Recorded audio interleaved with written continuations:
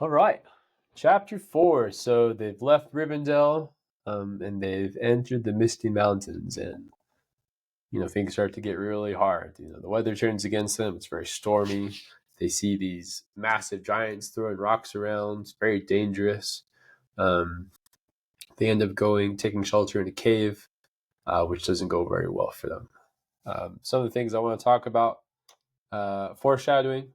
This is this literary device that authors can use to kind of hint at the future. Tolkien uses it a lot, very obviously. Sometimes it's just a little hint.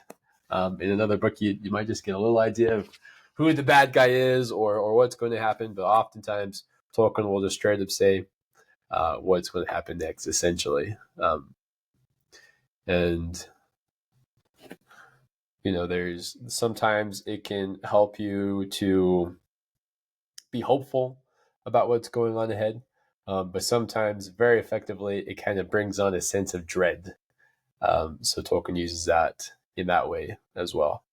Um, Something for you to think about is which is more effective: surprising the reader with what happens, or slowly building the tension with foreshadowing. Tolkien does both of the things. Some things just come out of nowhere, and we're surprised by them, especially catastrophes, like we talked about in the last video. But a lot of times these bad things will be foreshadowed, even if it's only a little bit. So, which do you think would be better? Would you rather be surprised by the bad things, or have them foreshadowed and have that kind of sense of dread come up? I think that's really cool, though, that Tolkien is able to do that. We meet the goblins.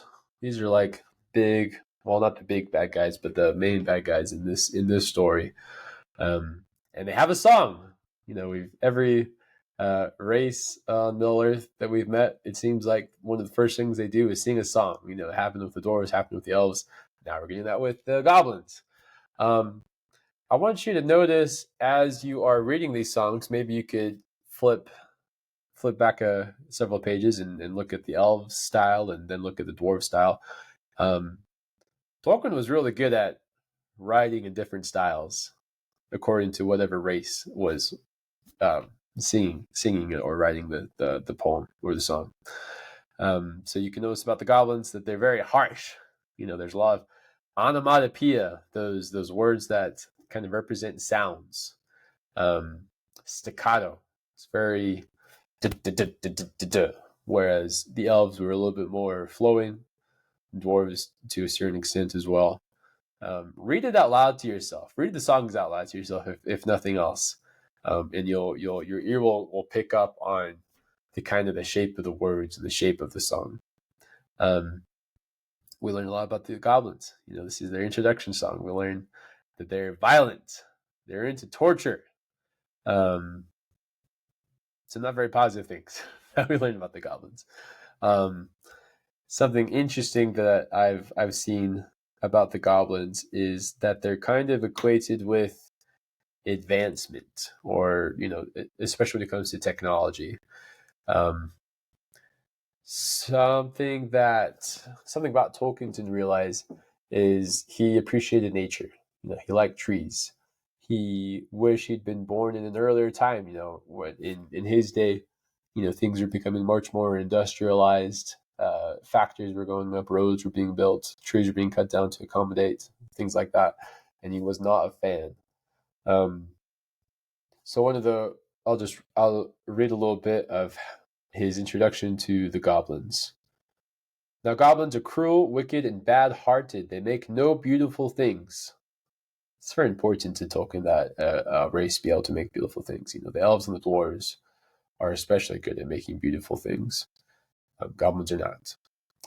But they make many clever ones. They can tunnel and mine as well as any but the most skilled dwarves when they take the trouble, though they are usually untidy and dirty. So, more negative things about the goblins. Hammers, axes, swords, daggers, pickaxes, tongues, and also instruments of torture they make very well, or get other people to make to their designs. Not only are they untidy, but they're also lazy, and they have slaves. Prisoners and slaves that have to work till they die for want of air and light. And this is when it comes to Tolkien's idea of technology and how he connects the goblins to this idea of advancement. It is not unlikely that they have invented some of the machines that have since troubled the world, especially the ingenious devices for killing large numbers of people at once. For wheels and engines and explosions always delighted them, and also not working with their own hands more than they could help. Um, but in those days, in those wild parts, they had not advanced, as it is called, so far. Um, Tolkien was a soldier in World War One, a British soldier. Uh, that was an awful war, and you can see that he has a bad feeling for these ingenious devices for killing large numbers of people at once. So, equating his bad guys with these things tells you a lot about how Tolkien feels about technology. He wasn't completely opposed to some of the things that were coming about, but he didn't like this imbalance that England, especially at that time, started to have with nature. So we'll find out what happens with the dwarves. They do end up escaping. Gandalf again coming to the rescue. Bilbo gets dropped in the dark, knocked out, and the next chapter will be especially important for him. But we'll pick up there with chapter 5.